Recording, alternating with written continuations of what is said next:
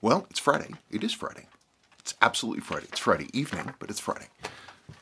I would have been here sooner, but there's all kinds of things going on. And I started a project to reorganize all my supplies, specifically things like dials and everything. It's just nothing was really organized. And so I'm pulling it all apart and putting it in order so I know what I have. It's been really time consuming, and I pretty much only just realized that I was losing the day. So here I am. I have the questions. I do have the questions. There was something I was going to say. I was going to lead with. Oh, a few things. It's talking about new jobs, but also specifically watches for sale. We have finally gotten to the point where the website works with our banks. So previous to this, it was a mess. It wasn't a simple process. It was pain, which is why I would sometimes revert to selling watches directly off of YouTube or just by email. Now, we are going to be able to, everything just goes on the website if it's going to be for sale.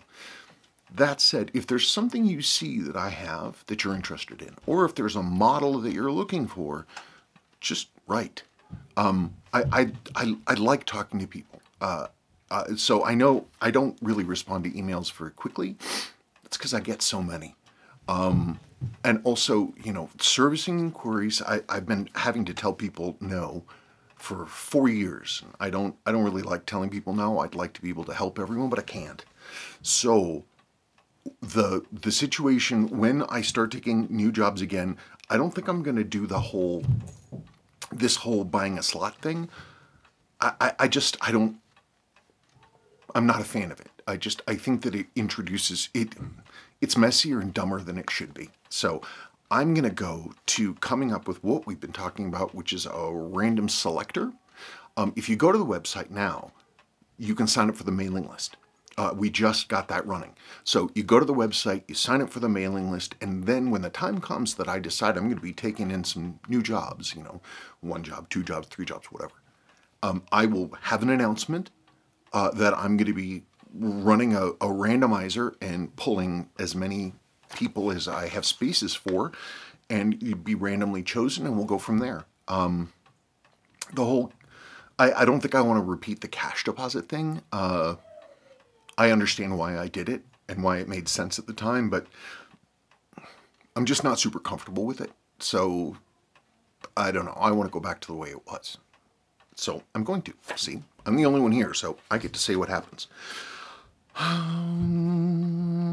Yeah, it's tough. So I know, a lot of people want to talk to me, and I really do want to talk to everybody, but there's just no time. Oh, right. Right. Oh, wrist check. So I'm wearing one of my vintage babies. Yeah, I know it's not a Seiko, but this is my 1987 Rolex 168000.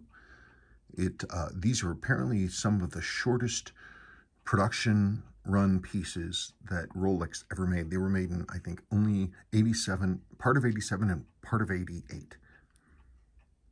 They were made specifically because the Rolex was upgrading the steel, and they were also going to be upgrading the movement, but the movements weren't ready, but the steel was. And so they took cases and everything that were marked for the previous model, 16800, and the ones that had this movement, the 3035, but the new steel for the case and case back, they got an extra 0, boom, stamped right there. So that makes it's real. This has the rarer dial variant. It's the Mark II Z dial. If you look at that, see how the S in Submariner looks like it's kind of a Z. It's kind of angly. Very few of them had this. So that's what I got. It's original lume. It's the original tritium lume, and the kind of weird corrosion damage that these transition pieces seem to get. I like mine. So I'm wearing it. Isn't it neat? Okay. Like I said, I always feel a bit like a class trader wearing this, but you know, I worked for it and I earned it honorably.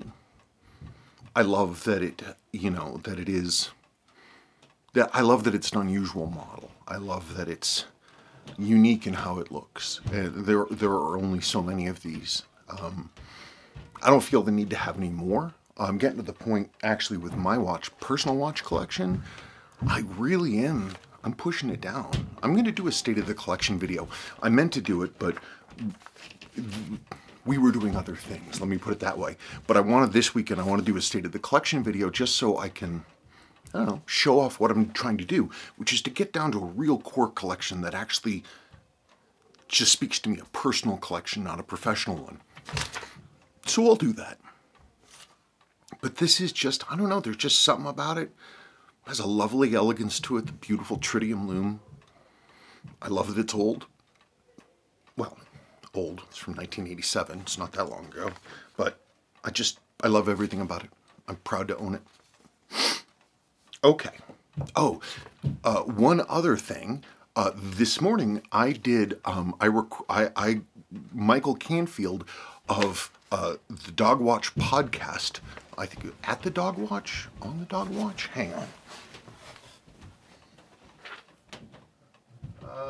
On the dogwatch.com. On the dogwatch.com.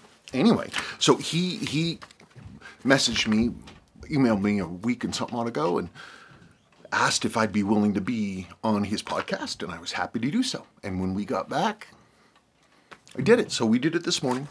I think I kind of bowled him over a bit. He only wanted like 50 minutes of material. I think we talked for an hour and 20 minutes. But hopefully he can boil it down to something usable, and that's that. He said a couple of weeks it'll probably be up. So go and check out onthedogwatch.com or wherever you listen to your favorite podcasts.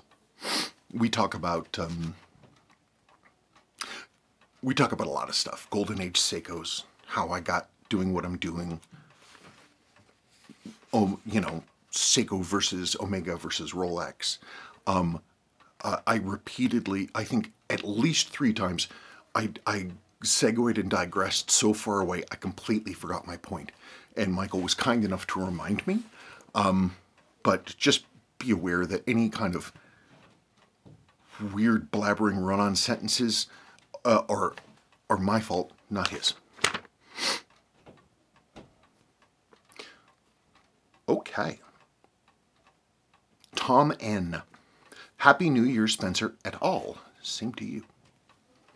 I had an epiphany in the wee hours of the morning today as I searched around for something to watch on our new 65-inch 4K TV and found your latest installment. Wow, the detail was amazing. Detail what? Dust?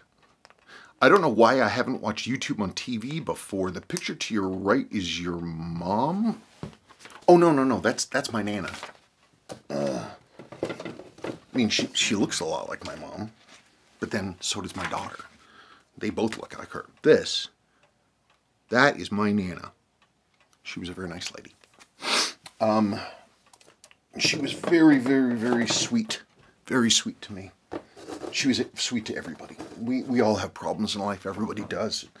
But she was a nice lady. I wish I'd gotten more time with her. Anyway, but there's my Nana, and that's our eldest when she was younger.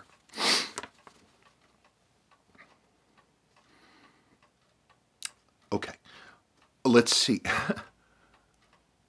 The picture to your right is your mom. Lovely picture. I have high hopes of finally seeing an ammonite now. Buddy, they're everywhere. They're everywhere. Every rock here is one. Every one. And just in case you think I know what I'm talking about and I'm sane, I was looking through a bunch of beach stuff and rocks and other things that I found in San Francisco 10, 11, 12 years ago. And I looked at one of them. It was an ammonite.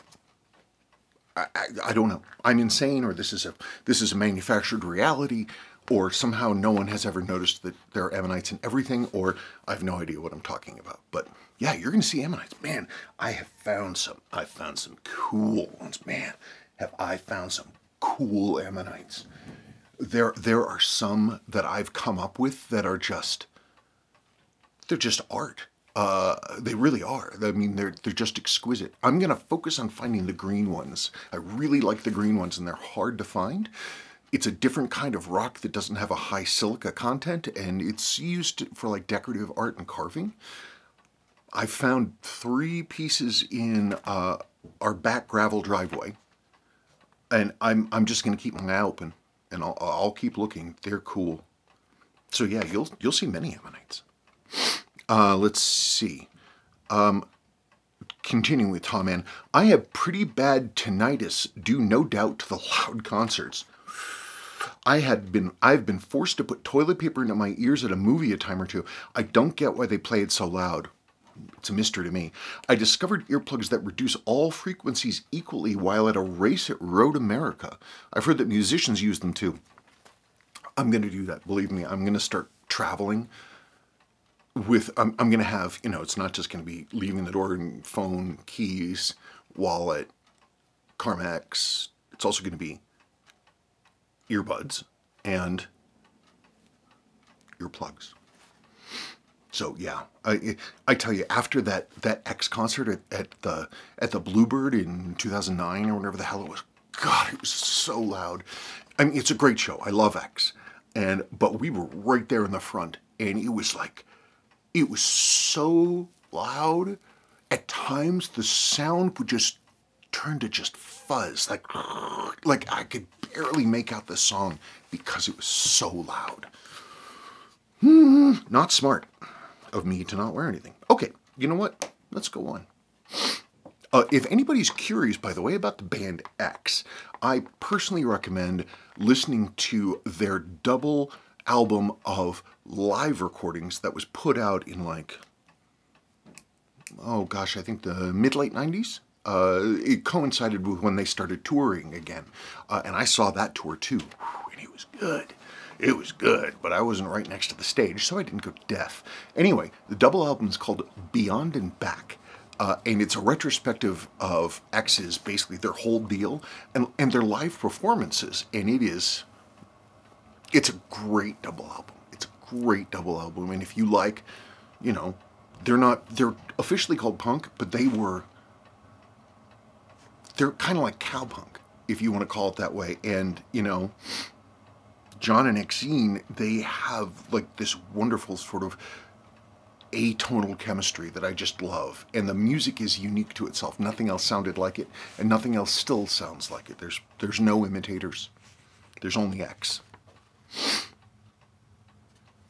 Mr. James Duffy of the Sandwich Time Channel. Hello, Spencer and Sabrina off camera. She's upstairs making dinner. Very nicely, she didn't mind that I kind of push this into the evening. But Kraken's here. I have a question for a future mail call. How about a present mail call? I went down the insomniac rabbit hole of vintage King Seiko recently and became obsessed with models featuring the external regulating screw between the lugs. How do they work, and why do you think Seiko stopped using them?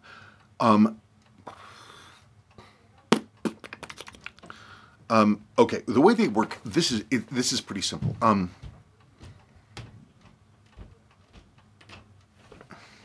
My bench is a wreck. If I say I'm going to tell you how these things work, I'm going to have to try. I'm never going to get the video done. I'll do my best. Okay, for those of you who don't know, some of these chronometers that Seiko produced, they came in a one-piece case. Unlike like a regular watch with like a screw back or a snap-off back or anything like this, those watches, they're called one-piece cases. And so in order to get the movement out, you have to go through the crystal. You have to actually take the entire front of the watch apart and then decouple it from the locking ring and pull the stem and get everything, and then you can get it out and then flip it over and then look at the accuracy if there's any issues. Pain in the butt. So, because these were chronometers, Seiko needed a way to basically have them fine adjusted on the fly. So what this little port is that he's talking about, I guess, how about this? I'll put in a picture.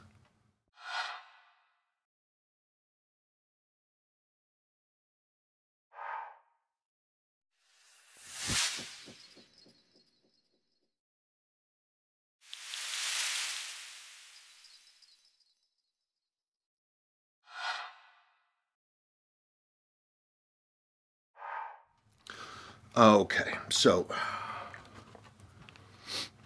how do they work, and why do you think Seiko stopped using them? The way they work, that little screw there, that's basically, it's a little teeny tiny hatch. You take out that screw, and it has a fairly thick, relatively speaking, rubber gasket on the inside.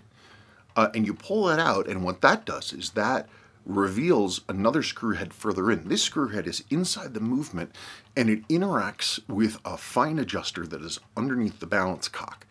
And so you can, and it's really fine, like super fine. It's this little, imagine this, but it's tiny, like this. But it goes into the watch with the screw head, and it has not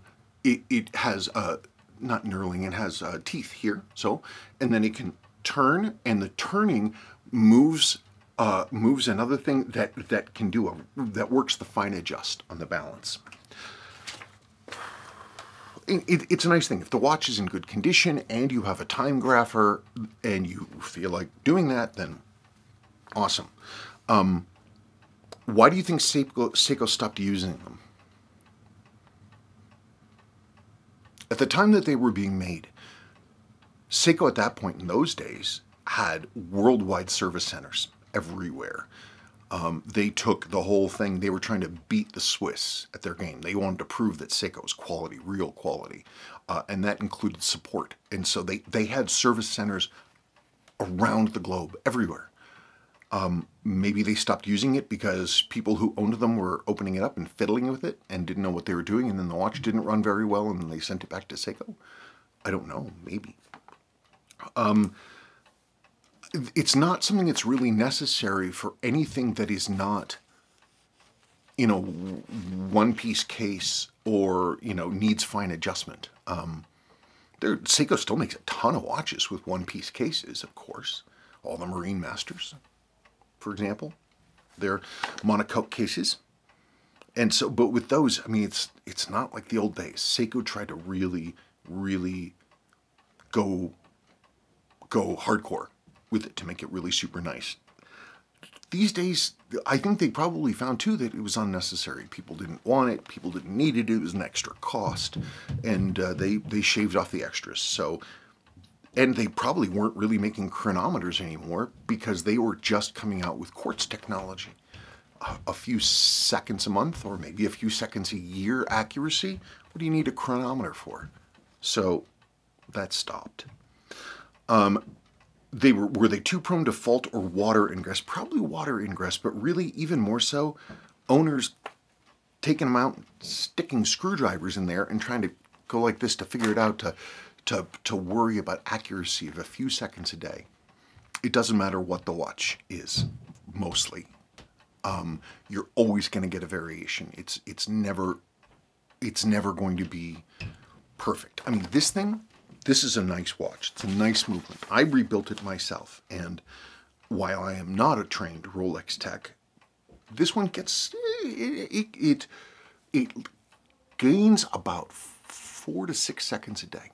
I've heard that there's like positions that you can put them in at night to change that. I don't know what those are, but you know, 4 seconds a day, that's not bad. I mean, I've gotten Seikos that are better than that. I've gotten Seikos to be better than that, but 4 seconds a day. What, do I have a train to catch? I live here. I live at my job. I'm not going anywhere. Did they present other service issues? Possibly, you know, somebody jacked up the inside of the watch. Any insight you may have would be appreciated. I think many neurotic watch enthusiasts, like myself, would welcome an external regulating screw to dial in the precision to fit one's wear pattern. Also, parentheses, I'm trying to say precision more instead of incorrectly saying accuracy. I should do the same thing. It's a good call. Thanks in advance and Happy New Year. I hope you and your family are faring well in the winter weather and amidst the Colorado wildfires. Thank God Almighty, no wildfires here. Where the big fires were 45, 50 minutes south. But we've had the fires repeatedly come in and over us. I mean, we've been very fortunate every time. I mean, there was fire that we could see from the house across the reservoir a few years ago, but it never came any closer. I'm just there have been a lot of big fires in the mountains just west of us, and the wind always comes from the west to the east, which means fires are always going to come towards us, towards the plains. A lot of that, they've had a lot of big fires up there, and so a lot of that material got burned out. But man, you just got to be ready. Got to be ready. Anyway, that's it. The one thing I would say about regulating any watch is that if you don't have a time grapher, you're just whistling Dixie. You're shooting at a moving target. It seems like it would be sensible. Oh, well, I'm gaining 4 seconds a day, so I'm going to dial it back 4 seconds a day. It doesn't work like that. Positional accuracy, any other issues relating with position, any kind of beat error issues, problems like that, you're going to get a change. Pushing day and data over is going to slow everything down. It does. If you're moving a lot and it's an automatic watch, it's going to be pumping a lot of power into the mainspring, which will push the rate up. You'll get an amplitude rise, and that's going to affect things too. If you need a watch that is this accurate, they make 7As for a reason, or they made them anyway. Okay, next question. The gentleman's name is Auburn Sen. He apologizes that English is not his first language. English is my first language. It's language. I don't know why I even said that. He made a comment on a 5126 restoration. That's the Daini. It's one of the Daini Swiss style movements that have a lower stack height, and they're nicely made. Just one question, is there an alternative rotor for the 5216? I'm sorry, not 5126, 5216. Believe it or not, they both exist and they're different models. I looked it up. There are 4 different winding weights listed separately for that model watch and that movement, but it doesn't tell me. I get the information from an old database that doesn't have any supporting information. So I just look at the things and I can see that Seiko had 4 different weights, but that could mean that they had different text on them. It could be that it could be that they're simply were made for this or that different model. But the fact is, all 4 of them were only for the 5216. So if you have a winding weight, basically, you have a 5216 winding weight or you don't. And if it's in a 5216, it's the 5216 winding weight. There aren't any other options. It's not like the 7000 series where you can kind of mix and match. I mean, maybe you could, but I don't know.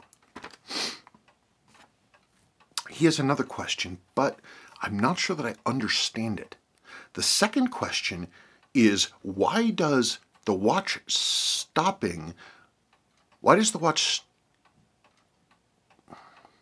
I think he's asking for what triggers a service being done.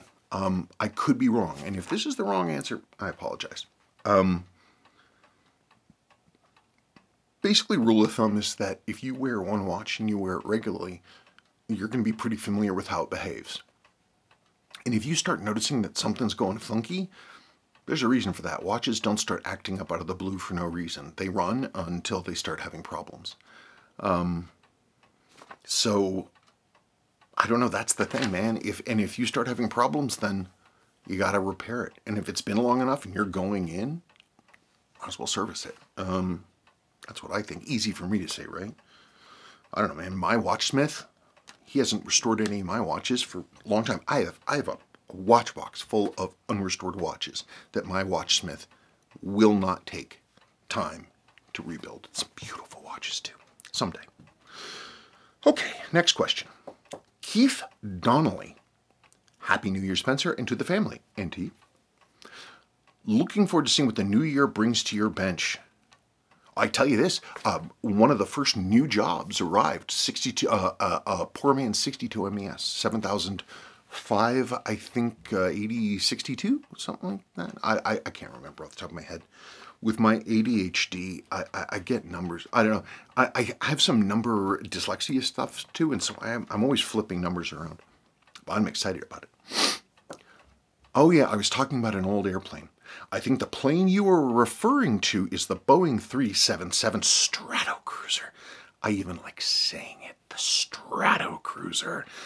An unusual variation of the, yeah, that's right. An unusual variation of the 377 called the Super Guppy was used by Airbus to transport pieces of the A300 to the factory in Toulouse.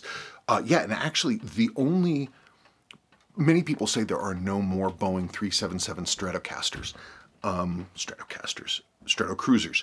I believe that some of them survive in a way as these Super Guppies because they got converted. I could be wrong. The strict passenger version, the last one was 82, and it was scrapped. Man, what I wouldn't give. I mean, I don't know where I'd put it. I don't think it'd fit in the backyard. I mean, I mean, it's not the hugest thing, but it's still an airliner. Oh my God, what I wouldn't give. I'd live in the thing. I mean, here's a picture of just the cockpit area. It's so cool.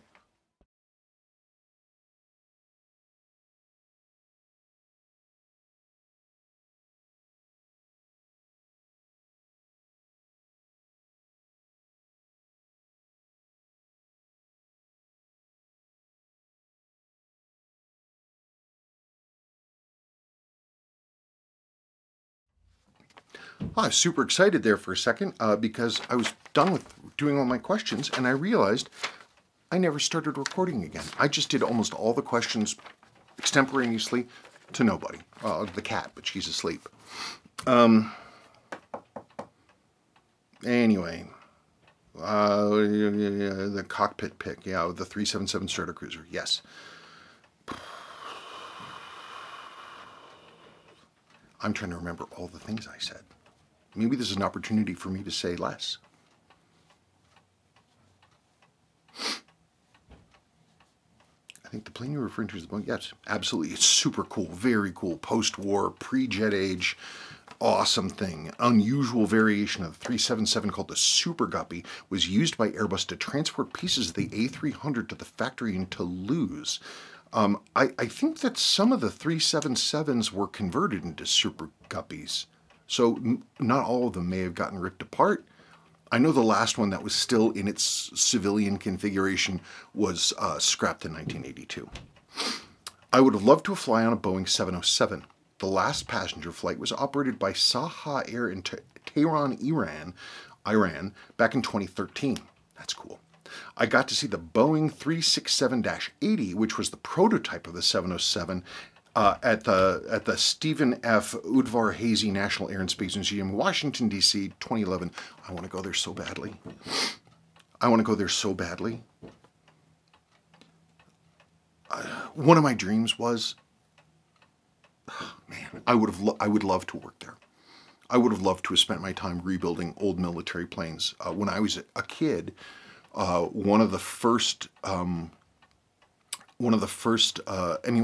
BF-109s, fighter planes from World War II, restored in the country, was done right at the airport, right, I don't know, 3-4 miles from here. I heard about it, but I never went to go see it. I was in high school at the time, but thinking about it now, I'm like, man, I should have marched down there and demanded to be allowed to like sweep the floor or hang out or make coffee or something until they started being used to having me around. I should have been inside and underneath that airplane every minute of every day instead of, you know, love interests.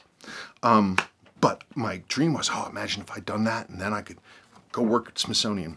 And, you know, it's a dream.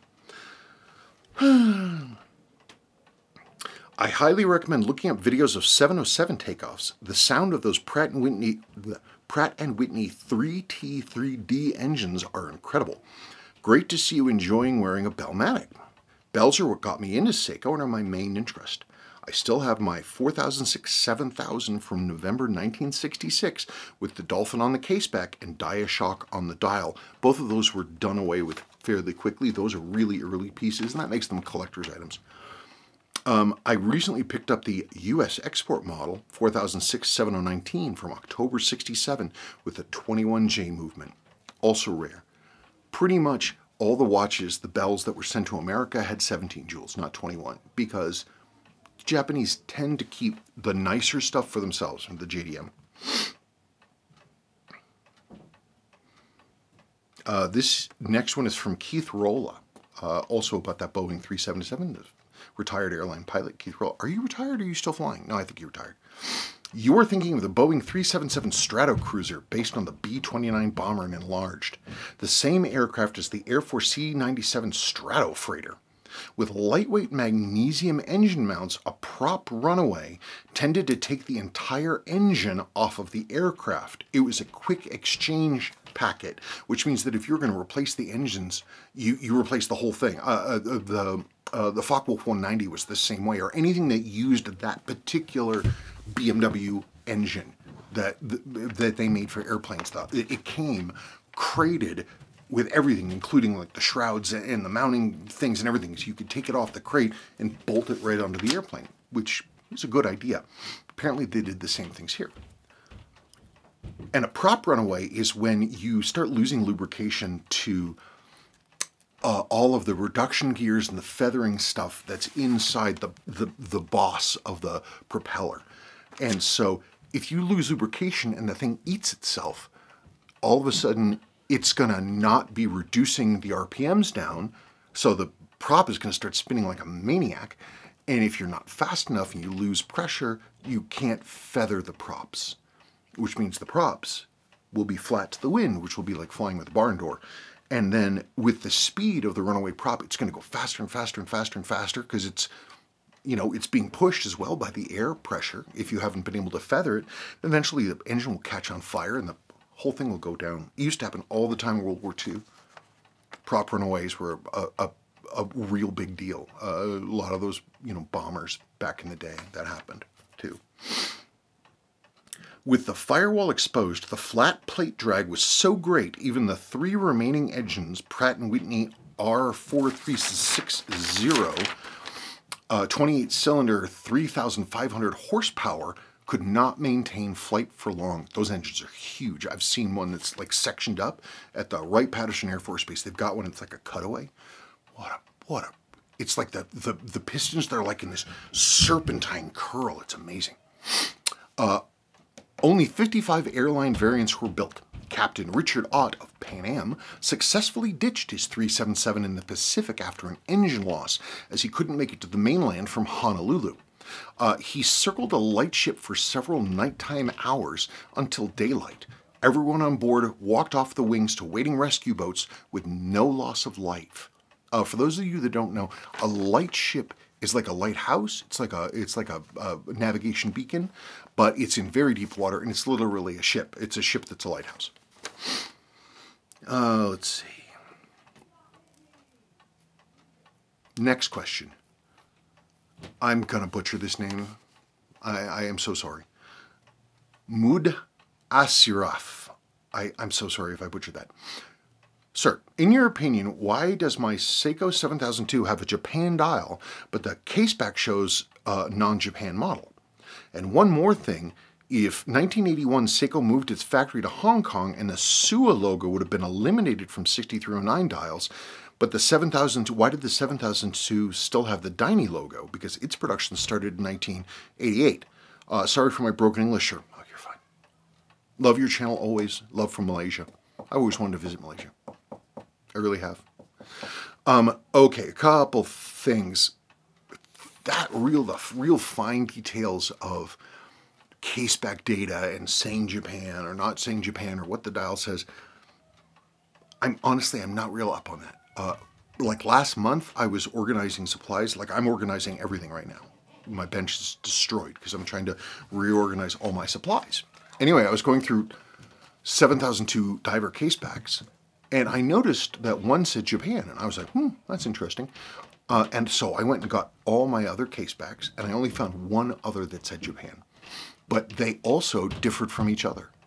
I don't know why. I have no idea. 7002s are kind of a mess because Seiko produced them, you know, they produced 2 different variants simultaneously, the transitionals and the regular ones. They made them right up to the end. I don't know. I wish I knew. If somebody else knows, please let us know. Oh, also another question to ask. Do you know that your watch is original? Has it ever been rebuilt? Is it original to itself? And that might help too.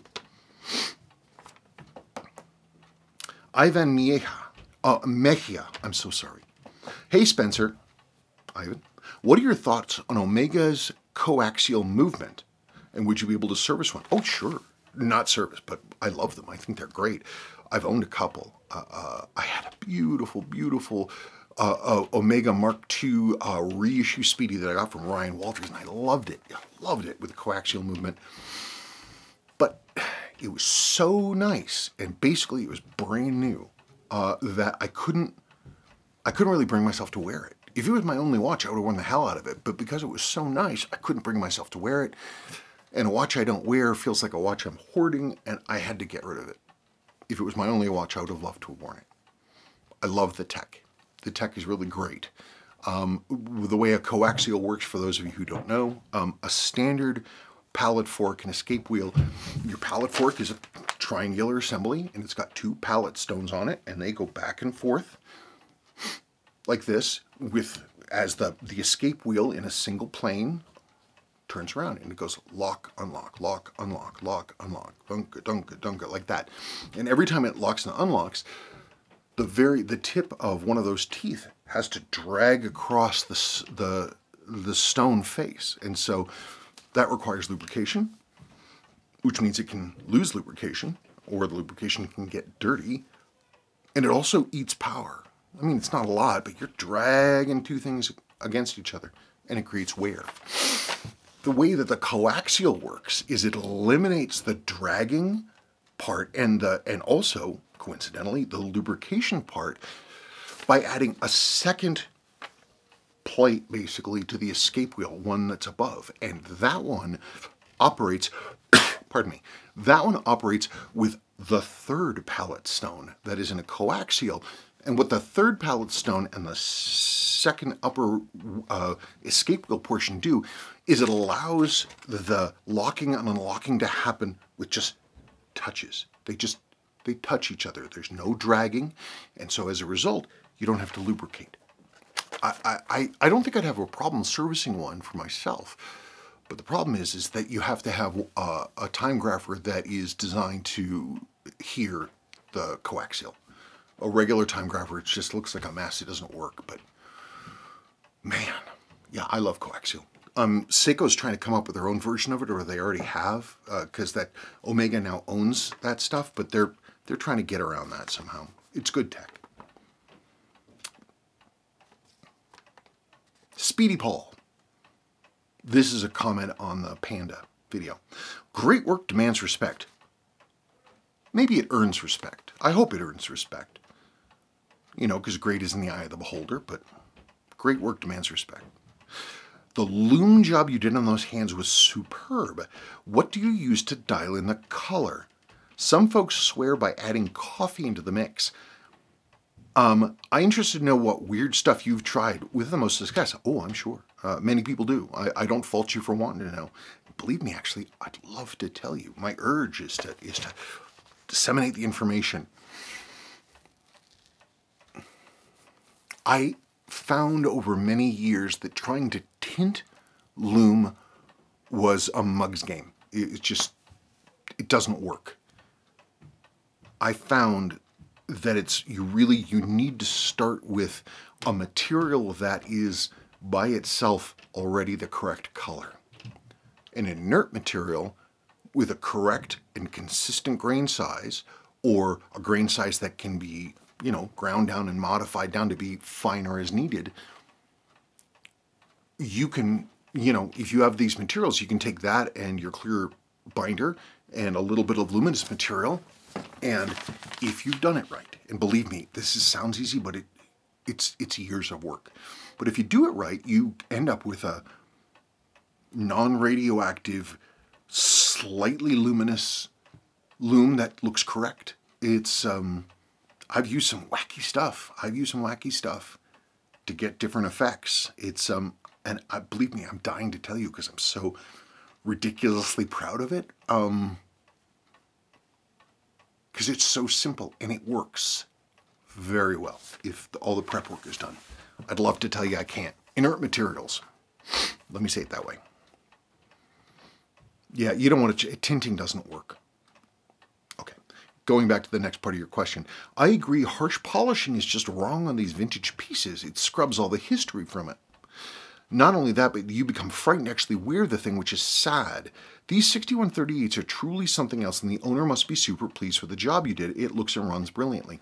I'm very happy with it. He saw the videos. He's in another country, and he says he's happy. I'm going to ship it all off to him here in the next day or so, and then they'll get there, and hopefully he'll be happy. I really do. I really do hope. Because it's really good. There's a fine line for me between acceptable amount of wear to where it grades into too much or grades into abuse. If a watch case is really hammered or even mildly hammered, I can't deal with it.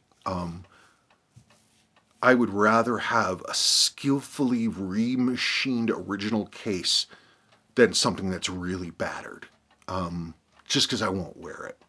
And I've seen, truly skilled craftsmen who take these cases and they make them just awesome, just excellent. You know what? I'd do it in a second. It wouldn't bother me at all. If the case is already banged up, refinish it. What the hell? But if it just has a little bit of wear, it doesn't need it. And you just polish it and it'll look so much better. And that's true, really, actually, for almost all of them. But that's the thing. Seiko Scar. Hi, Spencer. Happy New Year. Happy New Year to you. Oh good, I'm still recording. I have a question concerning the 6139's early split-second hand. Are these replaceable or will they break off once you take it off the dial? I would love to show you. I would love to break, but my bench is covered in stuff. I'm reorganizing all my supplies. It's a disaster area over there. I have no place to show you. So we're going to have to kind of fudge it. Okay.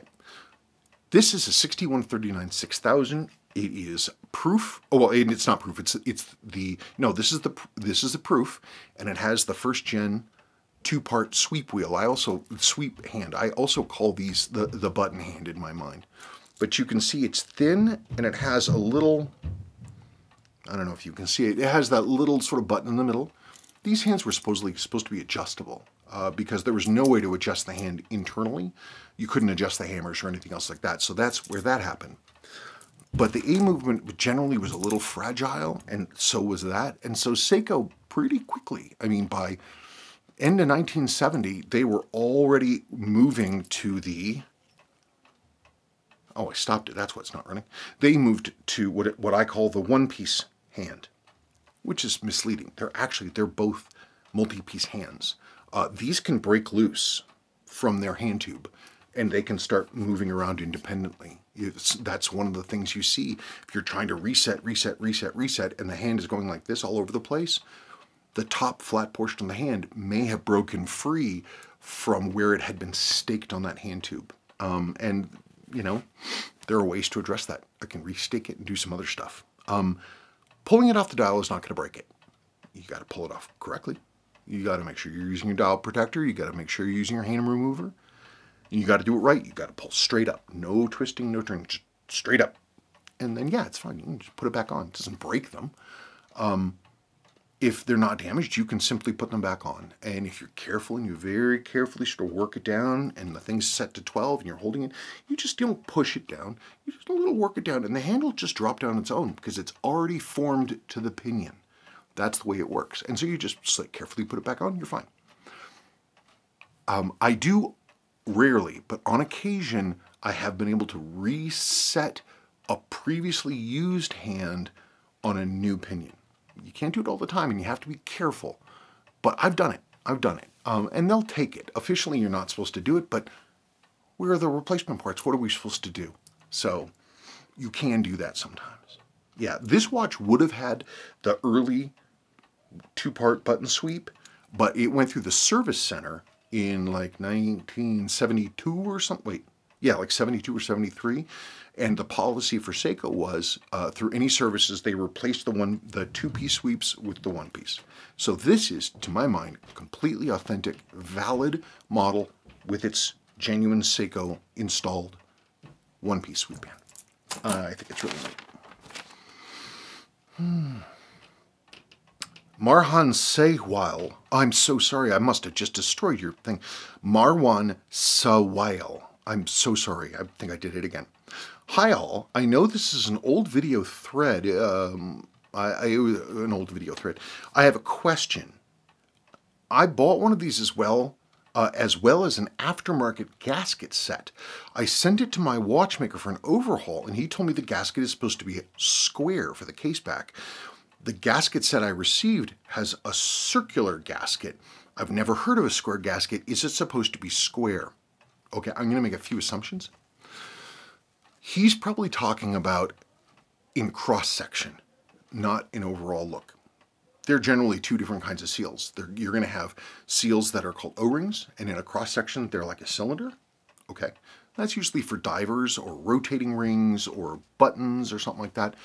Then you have dress watches and other things and caseback seals for watches that don't need a ton of resistance, and they'll get what I call flat seals, and they're just generic flat seals, and they'll usually, you look at them from the side and they're like a little flat slab of rubber. But if he's a watchmaker, he should have sets of generic assortments of gaskets. I have a ton. Jules Burrell sells them. You can just go and order them, and you'll get a whole box full of a wide variety of sizes, flats or O-rings or whatever you need. I mean, you're not going to end up using most of them, but you can get them. It's a 29 point something millimeter case back, and they're supposed to be 0.75 millimeters of width. But he should have them. It surprises me that he wouldn't. It's just a round, flat gasket. They're not hard to find. Generics are fine. So I'd be very curious about why he doesn't have a generic assortment box of gaskets around. Any watchmaker would. At least I think so. Sidewalk Astronomy Netherlands. What is a taquito? A taquito, my friend, is good eating. That's what it is. It's also called a flauta. It's a deep fried thing. You take a corn tortilla, a small one, and you roll stuff in it, chicken or whatever the heck it is you want, and then you roll it up, you deep fry it, and put it on a plate, and you put sauce on it, and rice and beans, and off you go. I'm happy about a lot of things. Being an American, there's whatever. A lot of things I'm proud of for my nationality. One of them is that I got to grow up in a heavily Latino area, and as such, I grew up with that culture and with that food. So I could go for some Mexican right now. Go over to Los Tarascos. They have a whole salsa bar. They make all their salsa in-house. It's not like a super fancy place, but they have this salsa bar. It's like a salad bar, but it's just salsa. They make all their salsas in-house, and it's just awesome. Man.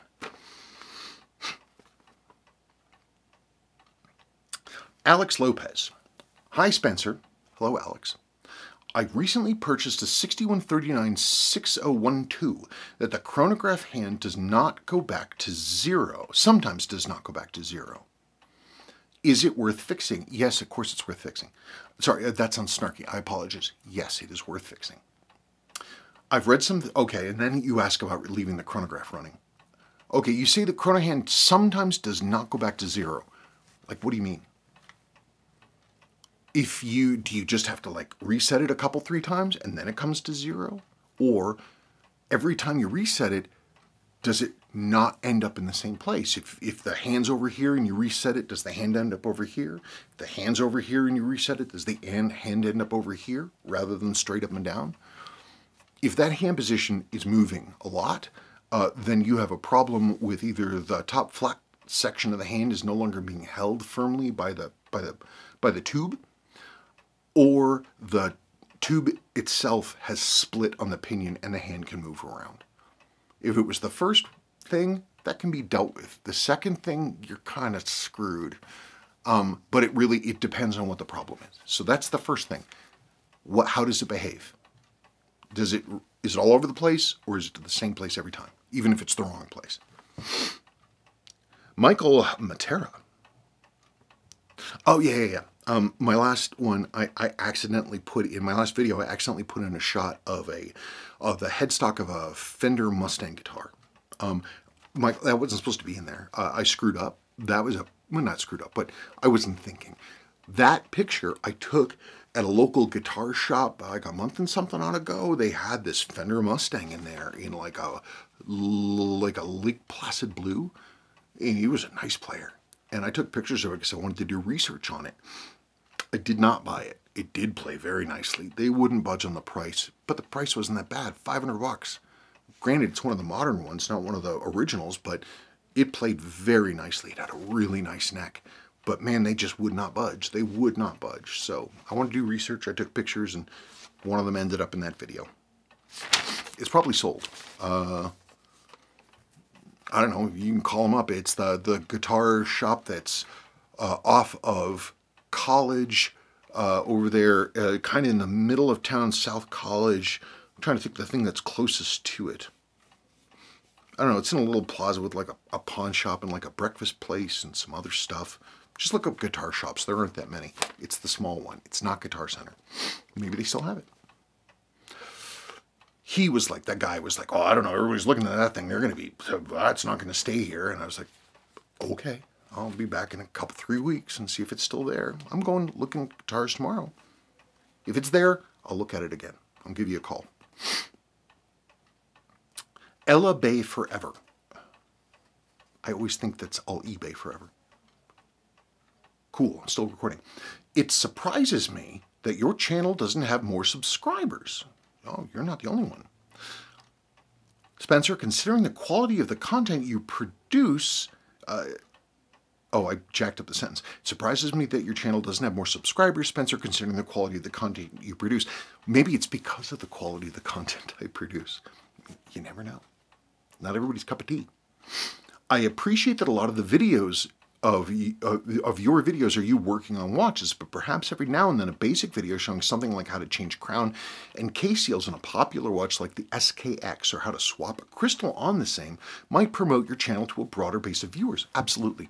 When Sabrina was still actively involved in doing the front-facing videos with me rather than doing behind-the-scenes support, she was real serious about that. And I started a series called Seiko 101. But then when she stopped getting involved, I kind of got distracted. And also it was the last year of being buried in work. And I just couldn't move myself along to make those fun little 5- and 6-minute videos. You know, I want to. There's every time I'm going through and I think of something, I'm like, I want to talk to everybody about this. But I wanted to get everybody's work done. I wanted to get everybody's work done. I felt like I was climbing Everest. So I didn't do that. But going forward, I'd like to. It's a good thing. Wishing you and Sabrina and your whole family a safe and exciting 2022. Also, special thanks to Sabrina, as her work and care behind the scenes allows you to focus and do your wonderful work in videos, and I'm confident that many of your viewers feel the same gratitude. I certainly hope so, and she deserves it, all the work that she does. This is the second time I've had to answer this question. The first time, by complete happenstance, she came in and was walking through and overheard me. And she talked to you specifically, but to people generally. And she says, oh, that's so nice. Thank you so much. Thank you. Great. It's wonderful. None of this would be possible. None of this would be possible without her. None of it. All of it. I have no idea what I'd be doing, but I would not be living in paradise. Keep humming and strumming and finding your joy in the world, mate. Cheers, Russ, North Queensland, Australia. Man, that's all. This is it, right? This is our one go around. This is the ride. You're on it. Might as well have fun.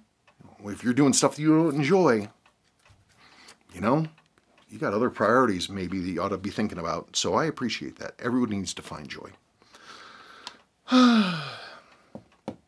This is the last question. Carlos Chavez. Hello, Spencer. Question for Friday. Not sure if you read my questions a few weeks back, but I'll ask it again. I absolutely did ask. I actually absolutely did read it. Most of the watches you're asking about, the 7T chronographs, they're kind of after the time that I focus on.